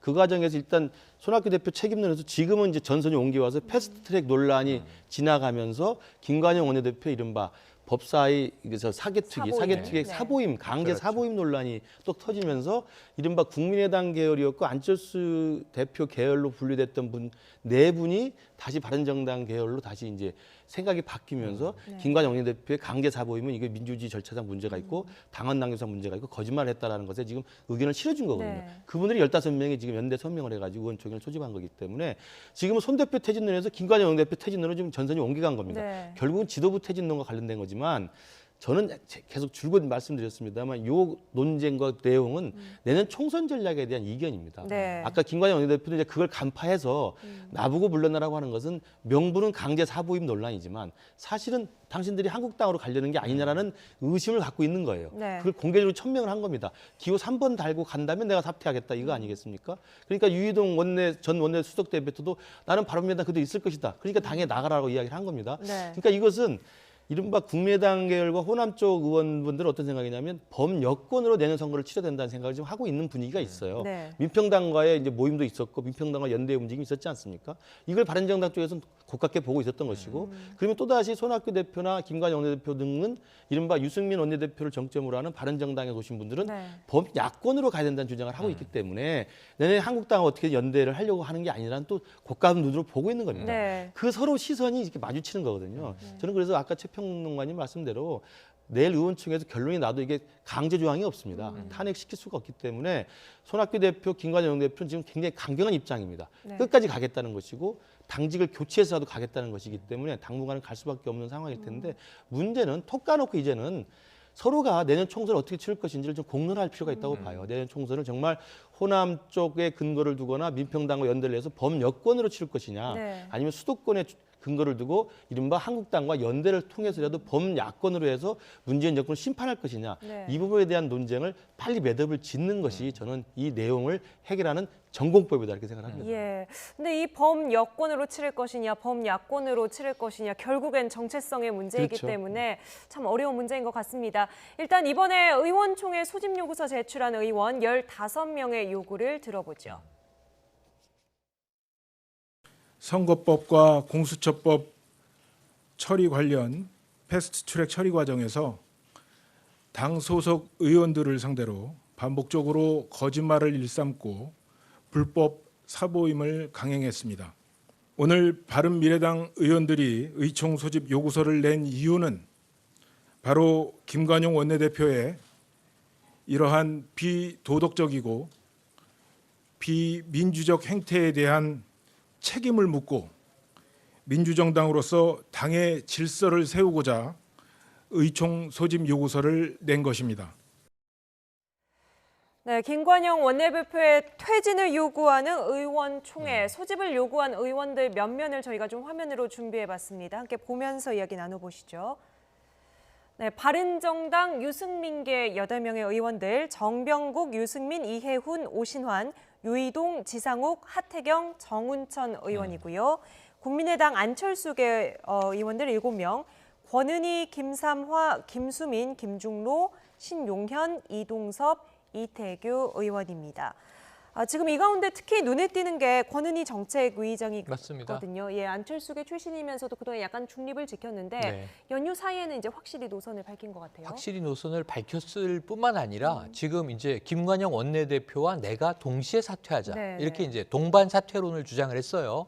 그러면서 이제 자신은 언제든지 용퇴할 용의가 있는데 예. 문제는 원내대표가 물러나야 이 지금 대치 상황, 이 불신의 골이 이제 메워질 수 있다라는 이제 간곡한 당부를 하고 있습니다. 네. 문제는 이제 의원들의 생각이 각양각색이라는 거죠. 그럼에도 불구하고 아까 이 김 교수님이 분석해 주실 때 이 사개특위에서 사보임 논란이 벌어지면서 예. 이 패스트트랙에 올릴 것이냐 말 것이냐가 지난번 의총에서 12대 11로 아슬아슬하게 결정이 났잖아요. 네. 그러니까 강제 당론이 되진 못하고 당의 입장이라는 애매한 표현이 이제 된 상황에서 오신환 의원이 페이스북에 반대 입장을 밝히면서 예. 즉각 사보임이 이루어졌던 거거든요. 이 아주 급박한 내부 사정이 흘러갔는데 문제는 지금 권은희 의원은 또다시 캐스팅 보트예요. 좀 소방관직, 이 국가직 전환 문제에 있어서 네. 또다시 이제 행안위 내에서 법안 소위에 들어있기 때문에 지금 동반 사택 이야기를 할 수 있는 힘이 생긴 건데 지금 상당히 11명에서 15명으로 또 반대파가 늘어있는 상황입니다. 그래서 내일 의총은 뭐 원내대표 입장에서는 그렇게 또 지도부 전체 입장에서 네. 봐도 녹록하지가 않은데 아마 지도부가 아까 김 교수님 말씀하셨지만 강공으로 지금 밀어붙이고 있기 때문에 오히려 최고위원 회의를 포함해서 네. 지금 당내 요직을 다 친정체제로 구축할 가능성이 있는데 예. 이러면은 전면전으로 내일 의총은 예. 전면전으로 확전이 되게 됩니다. 그래서 바른미래당 사태는 아까 이제 내년 총선 전략을 전 김 교수님이 오늘 하신 말씀 중에 제일 중요한 말씀이 톡 까놓고예요. 네. 톡 까놓지 않고 지금 명분 싸움을 하고 있으니까 속내는 다른데 계속 겉돌고 있거든요. 네. 그러니까 정말 솔직하게 모든 문제를 다 오픈하고 토론이 이루어져야 되는데 내일 의총도 저는 이게 결국은 이 골만, 불신의 골만 재확인하는 싸움이 되지 않겠는가 안타까운 심경입니다. 예, 지도부의 마지막 카드, 그러니까 친정체제를 구축한다고 하면 구체적으로 어떻게 바뀌게 되는 겁니까? 이게 지금 최고위원이 9명으로 구성이 되어 있습니다. 그중에 사실 최근에 2명 지명직 최고위원을 손학규 대표가 임명을 하지 않았습니까? 그렇죠. 이제 손학규 대표의 친정 체제를 유지하기 위해서 2명을 더 임명을 했는데 이미 3명의 최고위원, 바른정당계 3명, 하태경 최고, 이준석 최고, 대구 권은희 최고 3명은 보이콧을 오랫동안 하고 있었고요. 최근에 김수민 청년 최고위원이 이제 이 패스트트랙 사보임 논란 과정에서 보이콧을 지금 동참을 했습니다. 그러니까 4명이 빠져나간 셈이었는데 그래서 2명을 최고위 지명직을 또 해가지고 5명을 만들어 놨어요. 네. 근데 그 중에서 권은희 정책위의장이 당연직 최고위원인데 권은희 정책위원장도 손학규 대표와 김관영 원내대표 책임론을 좀 찬성할 쪽으로 돌아섰던 거거든요. 그러니까 5대 4에서 4대 5로 바뀌었는데 그 4대 5로 바뀐 상황에서도 손학규 대표 쪽에서는 강경한 입장을 한 건 뭐냐면은 정책위장은 임명직이기 때문에 그러면 권은희 정책위장의 생각이 바뀌었다고 한다면 정책위장을 해임하겠다는 겁니다. 해임하고 새로운 정책위장으로 지금 손학규 대표 가까운 분을 임명을 하면 5대 4로 이 세력이 바뀐 걸 다시 5대 4로 바꿔놓을 수 있다는 거거든요. 사무총장도 지금 바꾸겠다는 이야기 공공연히 나오고 사무총장은 최고위원은 아닙니다만 그렇기 때문에 만약 사무총장과 권은희 정책위장까지를 해임하고 새로운 인물로 교체한다면 손학규 대표 체제는 끝까지 갈 때까지 가보겠다는 사실은 마이웨이를 이야기하고 있는 것이고요. 그럴 경우에 당내 논란은 직접적으로 당사자가 스스로 사퇴하지 않는 한 정말 갈 때까지 가는 수밖에 없는 상황이 돼버립니다. 네, 톡 까놓고 얘기를 해보자는 결국에는 바른미래당 상황도 총선으로 귀결이 되는 상황이었습니다. 자, 마지막으로 장외투쟁을 이어가는 자유한국당으로 가보겠습니다. 본격적으로 민생을 키워드로 내놓고 장외투쟁 민심 잡기에 나섰는데요. 주제어 먼저 보고 이야기 나눠보시죠.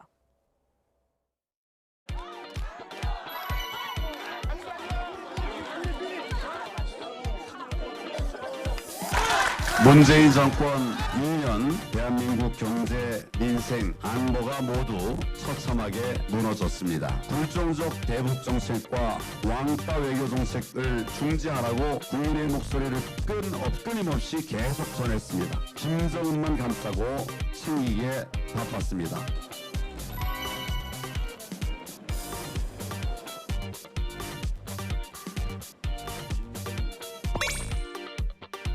장외투쟁만 고집하는 것이 민생을 위한 길은 아닙니다. 민생이 어떻게 되든 계산만 하는 그런 정치는 이제 그만되어야 합니다. 국회 현실을 돌아보면 개탄스러움을 금할 수 없습니다. 자유한국당의 국회 파업과 기약 없는 장기 가출에 민생 경제 해결이 가로막혀 있습니다.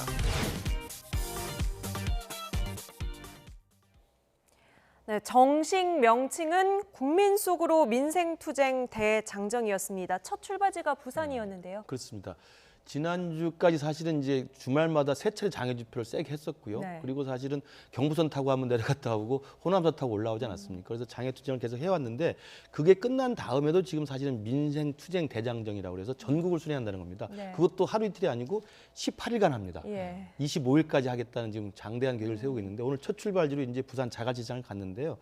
저는 자유한국당의 최근에 정당 지지도 상당히 올라오고 있고 그다음에 내년 총선과 관련해서 상당히 좀 고무된 분위기인 건 사실입니다만은 그럼에도 불구하고 패스트트랙 논란에서 열심히 야당의 진정성과 야당의 투쟁성을 보여준 건 긍정적으로 평가할 수 있지만 패스트트랙이라는 게 계속 이야기되는 것처럼 법이 통과되는 게 아니라 법안 통과를 위한 협상을 시작하자는 거지 않습니까? 그렇다면 협상장에 들어가서 반대하는 공수처법, 반대하는 선거제 개혁에 대해서 제1야당의 입장을 관철시키도록 노력을 하고 타협을 하고 대화하는 게 저는 우선이라고 생각을 합니다.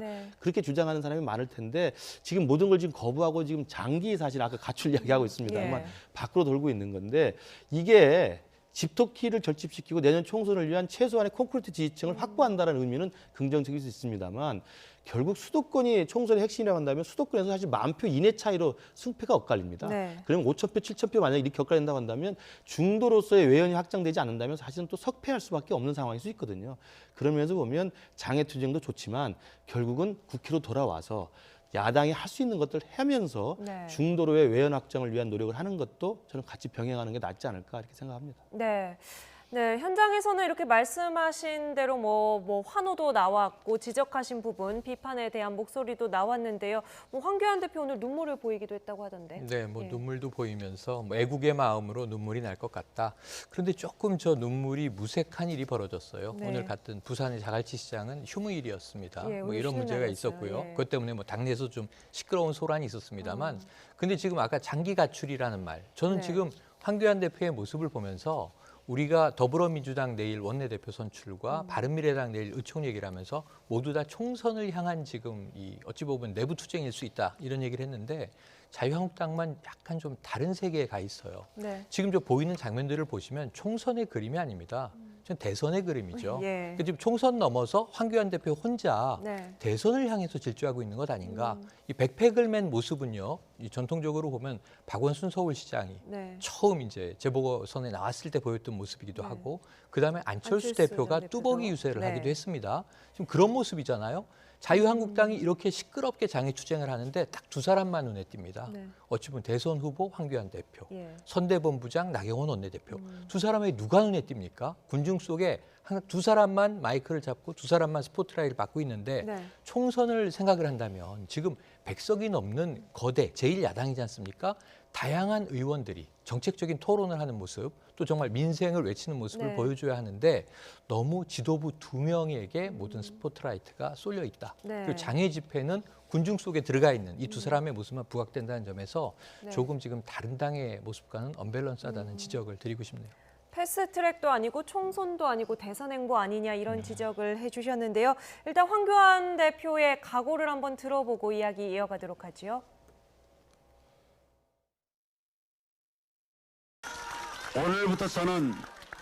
오늘부터 저는 전국을 걷고 또 사람들을 만나면서 국민 한 분 한 분 민생의 아픔을 보듬도록 하겠습니다. 지역 주민과 함께 한 끼 밥상을 하겠습니다. 마을회관이든 경로당이든 재워주시는 곳에서 잠을 잘 생각입니다. 진짜 민생을 살피고 진짜 민생 투쟁을 벌여 나가겠습니다. 네, 민생 투쟁을 벌여나가겠다고 하는데 결국에 이제 민생 논의가 국회에서 어떤 법안으로 나와야 네, 되기 때문에 그 맞습니다. 부분이 문제인데요. 이러는 사이에 홍준표 전 대표가 좀 의미심장한 글을 어제 페이스북에 올렸습니다.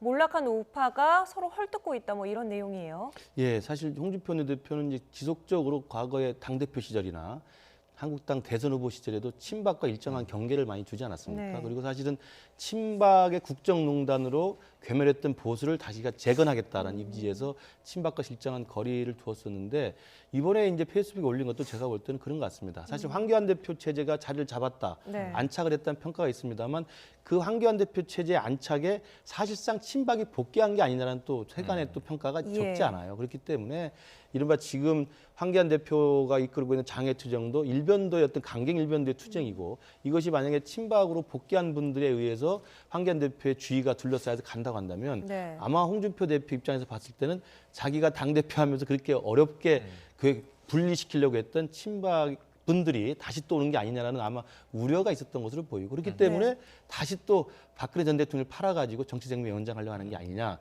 저런 지금 막말 비슷한 말을 하셨는데 네. 저는 그래서 아까 제가 말씀드린 것처럼 자유한국당 내에는 저는 광범위하게 크게 거기도 두 개의 흐름이 있다고 생각을 합니다. 예. 총선 전략도 비슷하다고 보는데 계속 우리 집토끼를 챙겨서 끝까지 우리가 강하게 원칙적 투쟁을 하면 결국 승리할 것이라는 낙관론이 있는 반면에 네. 이래서는 또 우리가 굉장히 편하게 죽는다. 결국은 장애가 아니라 민생도 국회에 가서 하고 합리성과 대안을 보여주면서 결국 예. 수도권 중심의 중도층을 흡수해야만 내년 총선에 이길 수 있다는 또 다른 흐름이 있거든요. 근데 아직은 제가 볼 때 전자의 흐름이 좀 주도적인 것 같습니다. 네. 황교안 대표가 지금 민생을 이야기하면서 사실은 민생 바깥에 장애를 지금 계속 돌겠다는 말씀을 하시지 않습니까? 저는 이런 것들도 아마 한국당 내에서 생산적인 논의를 통해서 아직 1년의 총선 기간이 남아있기 때문에 총선 전략과 방향 그리고 정체성에 대해서는 생산적인 논의가 있을 거로 보이고 또 네. 있어야 된다고 봅니다. 네, 여당에서는 지금 자유한국당의 이런 행보를 네. 가출 정치다 이렇게 규정을 하고 있고 그것도 장기 가출이다. 앞서 그렇습니다. 이런 멘트까지도 나왔는데요.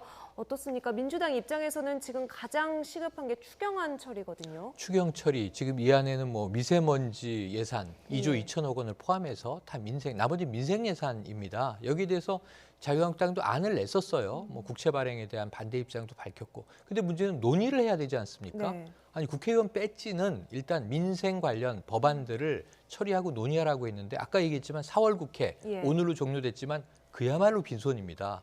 오죽하면 이제 여당의 홍영표 원내대표가 이제 물러나는 마당에 네. 처리한 게 하나도 없다. 나경원 원내대표가 카운터파트로 들어오고 나서 아무것도 국회에서 처리된 게 없다. 이런 얘기를 했고 뭐가 보여졌느냐? 국민들 눈에는 동물국회만 보여졌어요. 예. 본인들은 이제 우리가 제대로 야당이 된 것 같다. 이렇게 뭔가 이게 정말 자화자찬의 탄성도 터져 나왔지만 네. 국민들이 보기에는 좀 물리적인 몸싸움, 국회 선진화법 위반으로 위법한 사안 아니냐, 의원들도 처벌받아야 되는 것 아니냐. 네. 지금 이 처벌 문제가 내일 또 원내대표 후보 3명에게도 중요한 사안입니다. 어떤 입장을 밝힐 것인지에 대해서 네. 소통은 해야 되고 협상도 보여야 되는데, 그래서 그런 면에서는 국회 내에서는 자유한국당은 가출한 것이다라고 하는 더불어민주당의 이 규정이 국민들에게 여론으로 확산됐을 때 자유한국당은 굉장히 좀 무서운 부메랑을 맞을 수 있고요. 네. 저도 아까 그림 자체가, 영상이 그런 모습을 계속 이제 뭐랄까요, 프로파간다라고 하는데 선전선동을 하고 있다고 보는데, 황교안 대표의 어떤 그 액션이 말이죠. 네. 그런 부분에 대해서 이미 1차 규탄 집회를 할 때 무슨 얘기를 했냐면, 더불어민주당은 황교안 대표의 대선 출정식을 방불케 한다, 이런 또 이제 논평을 내놨어요. 예. 지금 그 그림을 따라가는 모양새입니다. 그래서 자유한국당에게 이 장기 가출은 말 그대로 장기 가출인데, 그동안 이 세비는 계속 세비 반납 안 하시고 계시잖아요.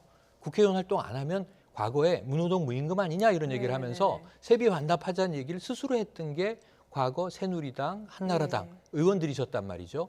근데 여기에 대해서는 세비는 다 받아 쓰시면서 국회 밖에서 지금 이 대선 노름을 지금 벌써 아직도 2년 이상 남았는데 시작을 했다면 여기에 대해서 뭔가 응분의 책임을 져야 되는 거 아닌가 하는 말씀을 좀 드리고 싶습니다.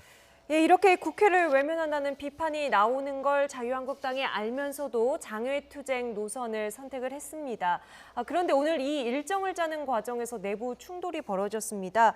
한선교 사무총장이 지금 사무처 직원들로부터 퇴진 압박을 받고 있어요. 예, 이 부분도 이제 해프닝인데 좀 사태가 좀 커지는 것 같습니다. 예. 왜냐하면 오늘 오전에 이제 사무총장 주재하는 당직자랑 같이 했던 회의에서 욕설을 좀 퍼부었다고 알려지면서 이른바 자유한국당의 노조 차원에서 공식 성명을 냈고요.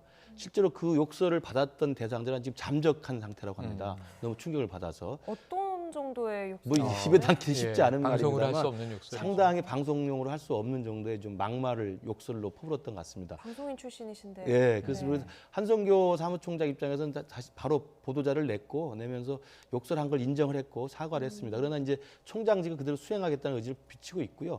이 부분도 저는 최근에 패스트트랙 관련해 가지고 한국당의 장외투쟁, 그리고 이제 우리 황교안 대표가 지금 이야기하는 일반 이제 바깥에서의 강경한 투쟁들이 계속되면서 당직자 내부에서 새로운 일정 짜기 같은 게 계속 복잡하게 돌아가지 않겠습니까? 그러니까 당내에서 국회 원내 활동을 하면 사실 원내대표실이 굉장히 분주해지고, 바깥에서 장외투쟁을 하면 사실은 사무처가 분주해질 수밖에 없는 거예요. 그러니까 그런 상황에서 아마 업무 관련된 이야기를 하다가, 지금 뭐 정확한 이야기는 들리지 않습니다만 사무총장한테 보고되지 않은 상태에서 뭐가 처리가 됐던 모양이에요. 그 부분에 대해서 아마 한선교 사무총장이 그걸 참지 못하고 막말을 했던 것으로 보이는데, 한성희 사무총장이 과거에도 몇 가지 구설이 좀 올린 적이 있었습니다만 이번에 막말 논란은 당 사무처의 노조에서 공식 문제 제기한 것이고, 지금 사무총장 퇴진을 요구하고 있는 것이어서 어떻게 풀릴지 좀 지켜봐야 될 것 같습니다. 네. 내일 민주당의 원내대표 경선이 있고 바른미래당 의원 총회가 열리는 중요한 날이 되겠고요. 이 와중에도 자유한국당은 장외투쟁을 이어갑니다.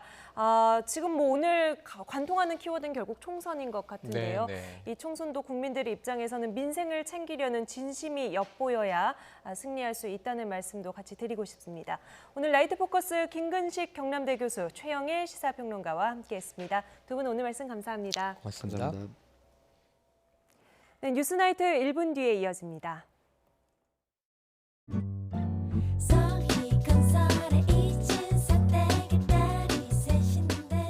서희건설 지역주택조합 잘하는 거 아시죠? 거품이 쫙 빠진 착한 가격, 고객의 니즈를 반영한 맞춤 설계.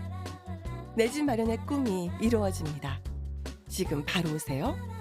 전국 100여 개 모델 하우스와 서희 고집이 여러분을 기다립니다.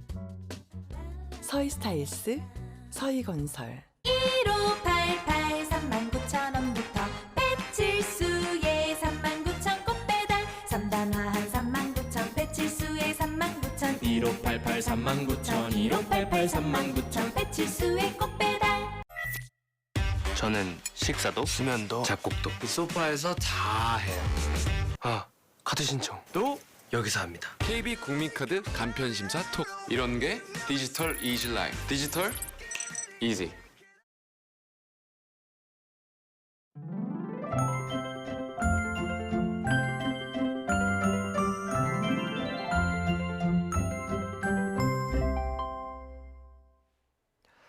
요즘 옷차림을 어떻게 해야 할지 참 고민됩니다. 일교차가 10도 이상으로 크게 나면서 아침, 저녁에는 겉옷이 필요하지만 낮 동안에는 반소매 옷차림도 어색하지 않은데요.